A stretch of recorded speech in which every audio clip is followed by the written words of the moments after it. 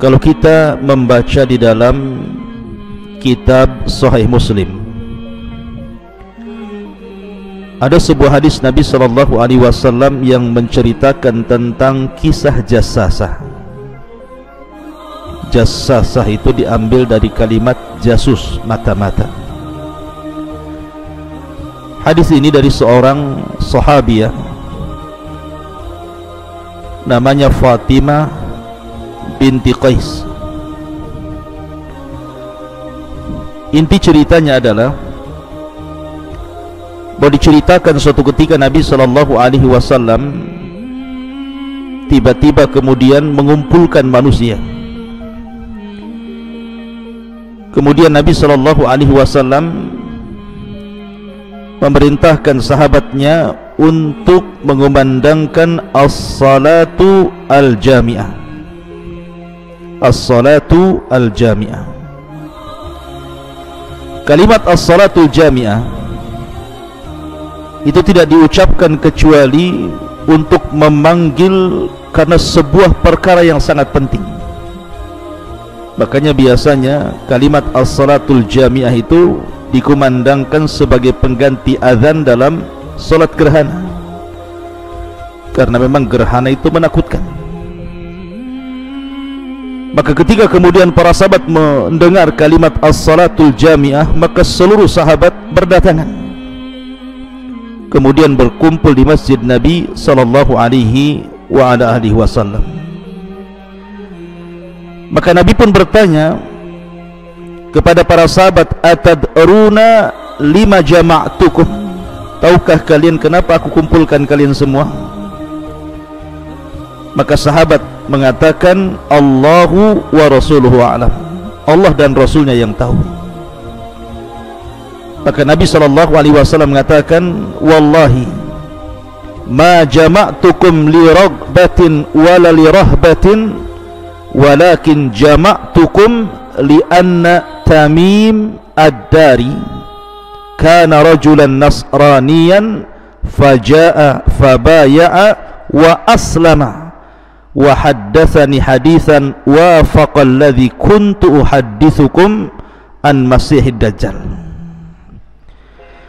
Kata Nabi SAW, demi Allah, aku tidak mengumpulkan kalian karena sebuah harapan atau karena hendak menakut-nakuti, tapi sengaja aku kumpulkan kalian karena ada seseorang namanya Tamim ibn Aus ad-Dari.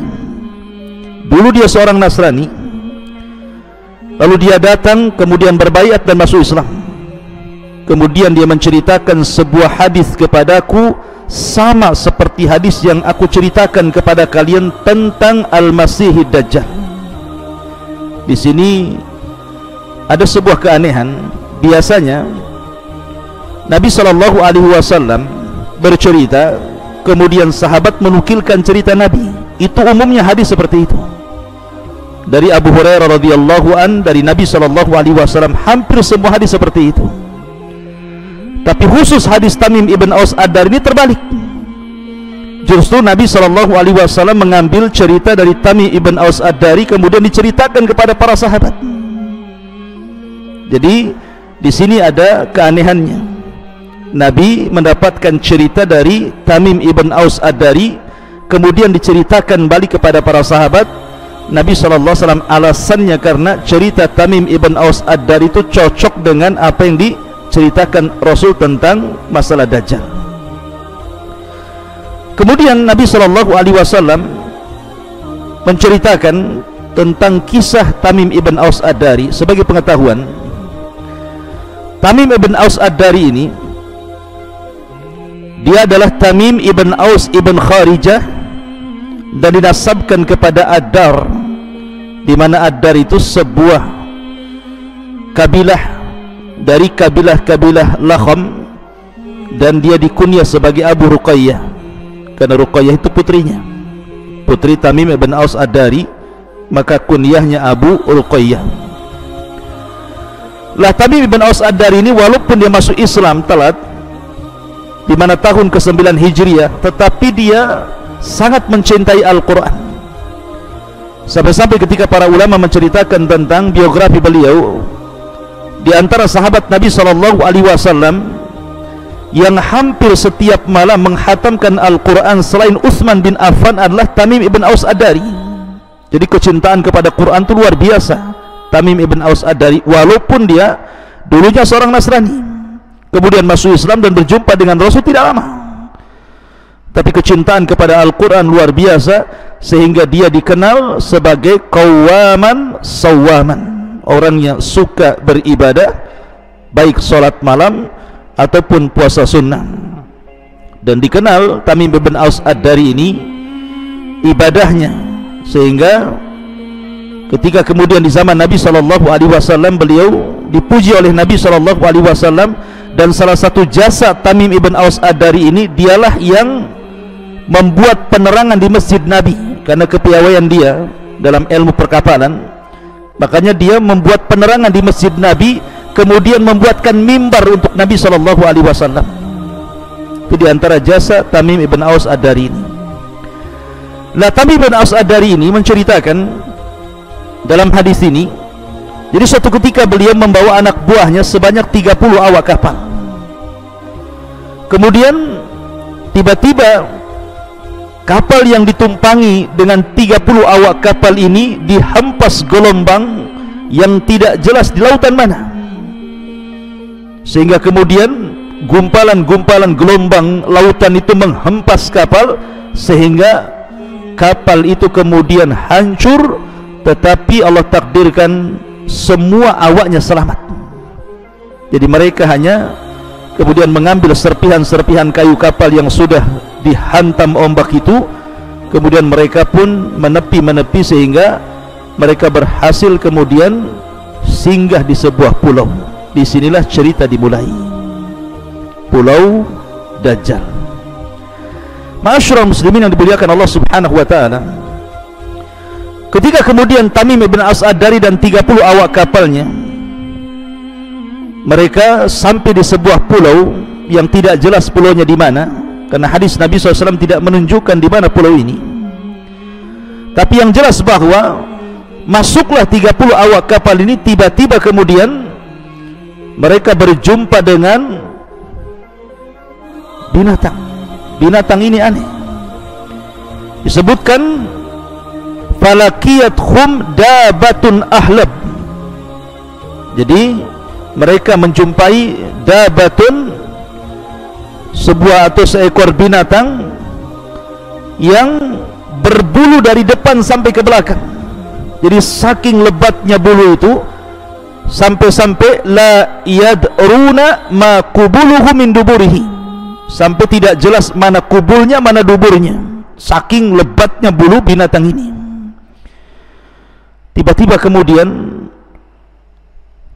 30 awak kapal ini mengatakan, wailaki man anti, celaka engkau, siapa engkau? Tiba-tiba binatang yang berbulu tebal ini mengatakan, ana jassasa, saya adalah jassasa, binatang yang bisa bicara.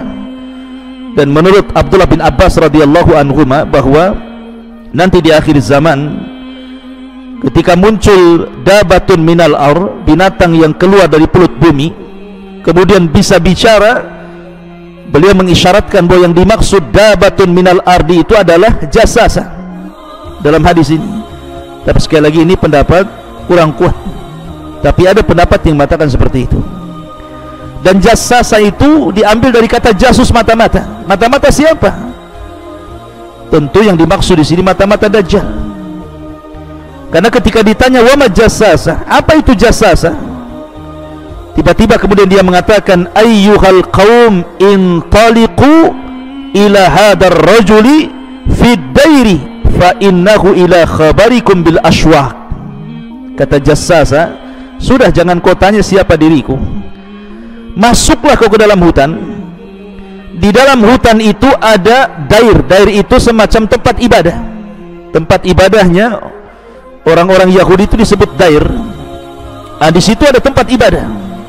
Di situ ada seorang laki-laki yang sudah rindu menunggu kalian. Ini Tamim bin Aus Ad-Dari dan 30 awak kapalnya bingung, baru datang, tiba-tiba kemudian ketemu binatang yang berbulu yang menakutkan, bisa bicara lagi, dan mengatakan bahwa kalian sudah ditunggu oleh orang yang berada di salah satu tempat ibadah di tengah hutan, dan dia sangat merindukan kedatangan mereka.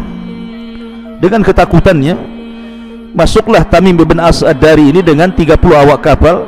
Sampailah akhirnya di rumah yang diisyaratkan oleh Jassasah itu. Apa yang terjadi? Ketika kemudian falamma dakhalna, ketika kami masuk, fa idza fihi a'zamu insanin, tiba-tiba kami mendapatkan ada manusia besar, raksasa. Ra'ainahu qattu khalqan wa ashadduhu withaqan majmu'atun yadahu ila unuki ma baina rukbatayhi ila rukbatayhi bil hadid. Kemudian aku melihat laki-laki yang besar, yang raksasa itu, tangannya terikat rantai dan rantainya terikat ke lehernya. Kemudian juga kedua lututnya juga diikat dengan besi. Jadi betul-betul tidak bisa bergerak tuh, kakinya diikat rantai, tangannya diikat rantai ke lehernya, sama sekali tidak bisa bergerak karena rantai itu sangat kokoh sehingga orang ini tidak bisa apa-apa dengan rantai itu. Tiba-tiba kemudian kami katakan, wailaka man anta, celaka siapa kamu, kenapa kau dirantai? Kemudian dia pun mengatakan pada pasukan ataupun Tamim dan 30 awak kapal ini, qad qadartum ala khabari fa akhbiruni ma antum.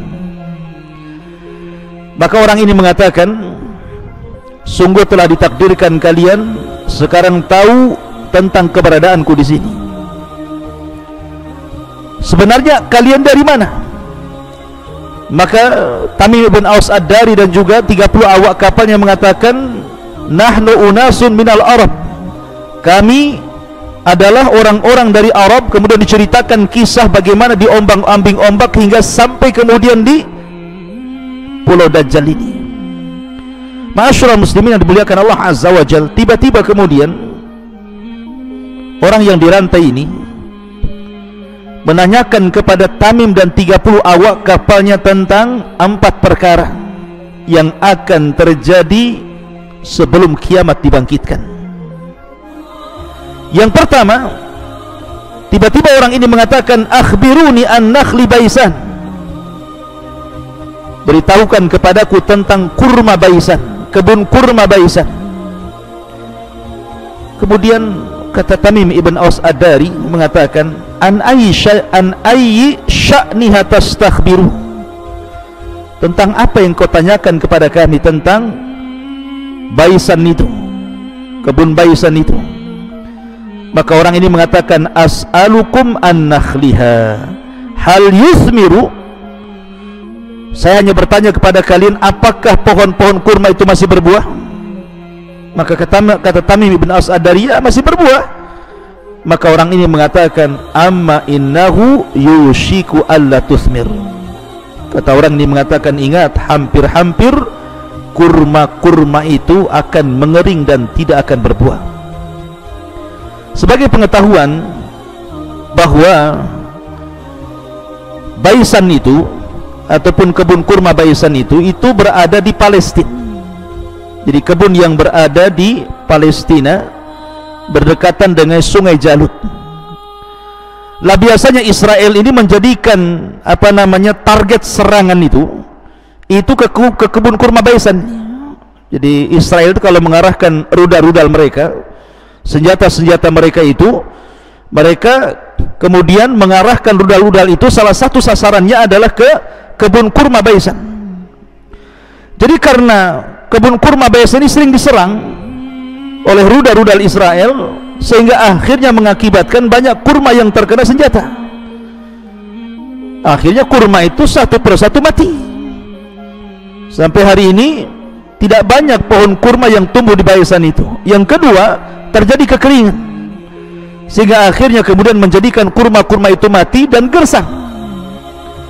Artinya bahwa apa yang dikatakan orang yang terikat di sebuah rumah kepada sahabat Tamim ibn Aus Ad-Dari itu sudah menjadi sebuah kenyataan hari ini, ketika dia mengatakan sebentar lagi kurma-kurma itu tidak akan berbuah, dan hari ini memang tidak berbuah. Selain daripada target sasaran serangan Israel, juga memang kondisinya juga sudah banyak yang mengering gitu. Ini yang pertama. Kemudian yang kedua, raksasa yang di rantai ini bertanya lagi. Dia mengatakan, akhbiruni an buhairati Tabariyah, beritahukan kepadaku tentang danau Tabariyah, Tiberias bahasa kitanya. Qulna an aisya'niha, apa yang anda maksudkan dari pertanyaanmu itu? Maka orang ini mengatakan, hal fiha ma'un, apakah danau itu masih banyak airnya? Maka qalu, 30 awak kapal mengatakan, hiya katsiratul ma, maka danau itu masih banyak airnya. Qala, maka orang yang dirantai itu mengatakan, ama inna ma'aha yushiku an yadhhab, kata dia, sebentar lagi air itu akan habis. Dan sebagai pengetahuan bahwa danau Tiberias ini, jadi danau Tiberias ini merupakan Tiberias sendiri gitu, itu nama danau atau disebut juga nama kota di Palestina. Jadi ada nama kota namanya Tiberia, dan juga ada nama danau namanya Tiberia.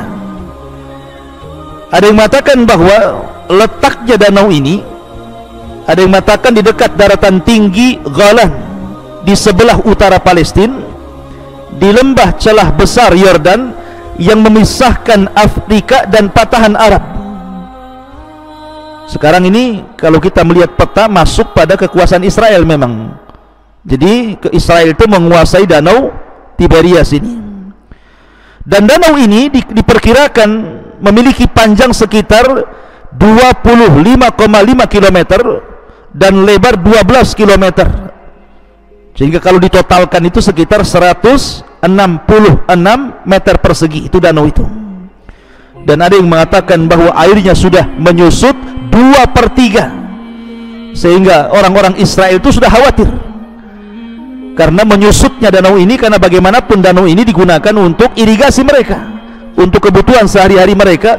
Ketika menyusut dan menyusut, tentu khawatir. Kayak kita di kota Batam ini, ketika danau ATB gitu ya, perairan kita sudah menyusut, itu sudah pusing itu perairan itu, karena dialirkan kemana-mana gitu ya.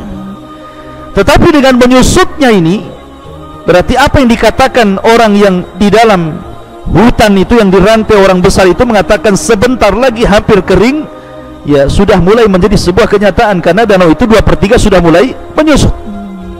Ini pertanyaan yang kedua. Pertanyaan yang ketiga, kemudian akhbiruni an aini zughar, beritahukan kepadaku tentang mata air Zughar. Qalu an ayyi sya'niha tastakhbir, apa yang akan kau tanyakan tentang mata air Zughar itu? Maka orang ini mengatakan, hal fil aini ma'un, apakah di dalam mata air itu masih terdapat air? Wa hal yazra'u ahluha bima'il aini, apakah juga penduduknya masih bercocok tanam menggunakan air mata air Zughar itu? Qulna lahu na'am, ya, masih katanya. Hiya katsiratul ma wa ahluha yazra'una min ma'iha, dan banyak airnya serta penduduknya masih menggunakan airnya. Sampai di sini kata-kata hadis ini. Lihat, di sini orang yang dirantai tidak memberikan catatan. Kalau tadi ketika membahas masalah kebun kurma, ada catatan dari orang yang dirantai ini bahwa sebentar lagi kurma-kurmanya akan mengering dan tidak akan berbuah. Kemudian ketika memberikan catatan kepada telaga Tiberias, dia akan mengatakan sebentar lagi airnya kering. Tetapi ketika bertanya tentang mata air Zughar, orang ini tidak mengatakan sebentar lagi kering. Cuman Tamim ibn Aus Ad-Dari mengatakan bahwa airnya masih banyak dan penduduk masih bercocok tanam menggunakan irigasi dari mata air Zughar ini. Kenapa Dajjal tidak memberikan catatan orang ini? Kenapa orang ini tidak memberikan catatan, oh sebentar lagi kering gitu ya? Kata para ulama, khusus ainuz Zughar, mata air Zughar itu, sebagai pengetahuan saya katakan bahwa mata air Zughar ini, kalau kita melihat petanya, itu masih menyambung dengan danau Tiberias. Letaknya di sebelah selatan danau tersebut, masuk ke dalam wilayah Syria, dan mata air ini menjadi tumpuan utama bagi penduduk Syria dan juga Palestina dalam mengairi perkebunan mereka, sehingga kalau seandainya keringnya danau Tiberias itu mempengaruhi juga mata air Zughar atau sebaliknya gitu ya. Tetapi kenapa Dajjal tidak memberikan catatan bahwa nanti mata air Zughar ini akan kering? Tidak, karena menurut penelitian yang saya baca, menurut penelitian, ada seorang peneliti dari Inggris meneliti bahwa setelah diteliti oleh Barat gitu ya tentang mata air Zughar ini, rupanya mata air Zughar ini mata air tertua di dunia. Jadi usianya itu katanya, ya saya hanya menukilkan saja, itu 9.000 tahun sebelum milad, sebelum Masehi, itu sudah ada mata air ini dan orang-orang sudah ada di situ. Makanya Zughar disebut Zughar itu nama putri daripada Nabi Lut. Jadi Nabi Lut itu punya 2 putri, salah satu namanya Zughar. Lah putri Nabi Lut ini hijrah ke mata air tersebut dan dikebumikan atau dikuburkan di mata air tersebut. Makanya kemudian mata air tersebut disebut Zughar, diambil daripada nama putri Zughar bintu Lut alaihi salatu wassalam. Makanya kemudian disebutkan namanya, disesuaikan dengan nama putri Nabi Lut, Zughar. Jadi mata air tertua di dunia. Dan kenapa Dajjal kemudian tidak mengatakan mata air itu akan kering? Dan karena tidak akan kering, karena Dajjal itu nanti di akhir zaman akan menjadikan poros kekuatan ketika mengepung Baitul Maqdis, dan kekuatan Imam Mahdi itu di mata air Zughar ini. Jadi Dajjal dan pasukannya, mereka akan berpusat di mata air Zughar ini untuk memerdekakan ataupun untuk menyerang Baitul Maqdis dan menyerbu pasukan Imam Mahdi. Makanya Dajjal tidak mengatakan sebentar lagi akan kering, karena itu lokasi yang akan menjadikan tumpuan tentara Dajjal untuk melawan Imam Mahdi. Ma'asyiral muslimin yang dimuliakan Allah Subhanahu wa taala, dan mata air Zughar sendiri sampai hari ini masih banyak airnya dan masih digunakan irigasi untuk penduduknya. Ma'asyiral muslimin yang dimuliakan Allah Azza wa Jalla. Kemudian yang ketiga, yang keempat, orang ini bertanya tentang akhbiruni an nabiyil ummiyin, beritahukan kepadaku tentang nabi orang-orang buta huruf itu. Ma fa'ala, apa yang dilakukannya? Qalu, maka Tamim ibn Aus Ad-Dari dan juga 30 awak kapalnya mengatakan, qad kharaja min Makkah wa nazala Yathriba, telah keluar, terusir dari Mekah dan sudah singgah di Yathrib, Madinah. Maka orang ini mengatakan, aqatalahul arabu, apakah orang-orang Arab memeranginya? Qulna na'am, ya, orang-orang Arab mengusirnya dan memeranginya. Qala kaifa sana'a bihim, bagaimana, apa yang dilakukan terhadap mereka? Maksudnya apa yang dilakukan Rasul setelah orang-orang Arab menyerangnya? Fa akhbarnahu annahu qad dhahar, maka kami habarkan kepada orang tersebut bahwa orang yang kau maksud itu sudah tampak. Ala man yalihi minal Arab wa ata'uhu, ada juga yang kemudian mengikuti tapi tidak banyak. Qala, maka orang yang dirantai ini mengatakan, sebaiknya kalau engkau berjumpa dengan orang itu, maksudnya Nabi yang tampak itu, khairun lakum an yuti'uhu, lebih baik mengikutinya. Lihat bagaimana dikasihkan rekomendasi, ya.